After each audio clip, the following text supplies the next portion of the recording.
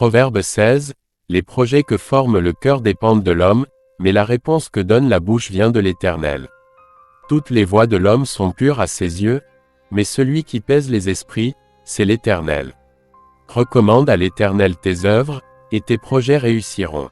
L'Éternel a tout fait pour un but, même le méchant pour le jour du malheur. Tout cœur hautain est en abomination à l'Éternel. Certes, il ne restera pas impuni. Par la bonté et la fidélité on expie l'iniquité, et par la crainte de l'Éternel on se détourne du mal.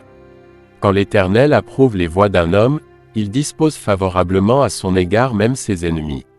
Mieux vaut peu, avec la justice, que de grands revenus, avec l'injustice.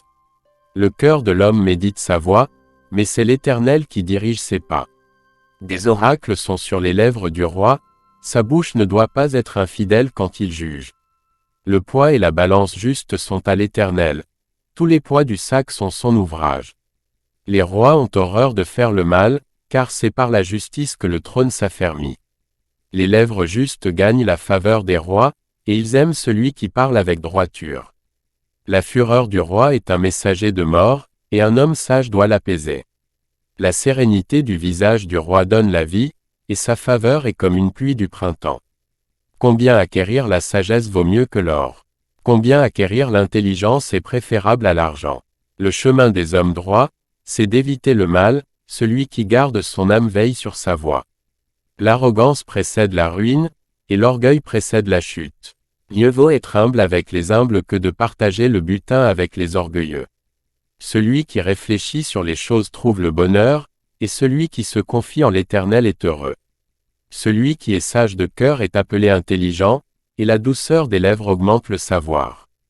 La sagesse est une source de vie pour celui qui la possède, et le châtiment des insensés, c'est leur folie. Celui qui est sage de cœur manifeste la sagesse par sa bouche, et l'accroissement de son savoir paraît sur ses lèvres. Les paroles agréables sont un rayon de miel, douce pour l'âme et salutaire pour le corps. Telle voie paraît droite à un homme, mais son issue, c'est la voie de la mort. Celui qui travaille, travaille pour lui, car sa bouche l'y excite. L'homme pervers prépare le malheur, et il y a sur ses lèvres comme un feu ardent. L'homme pervers excite des querelles, et le rapporteur divise les amis. L'homme violent séduit son prochain, et le fait marcher dans une voie qui n'est pas bonne.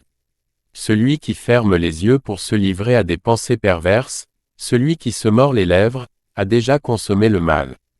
Les cheveux blancs sont une couronne d'honneur, c'est dans le chemin de la justice qu'on la trouve. Celui qui est lent à la colère vaut mieux qu'un héros, et celui qui est maître de lui-même, que celui qui prend des villes. On jette le sort dans le pan de la robe, mais toute décision vient de l'Éternel.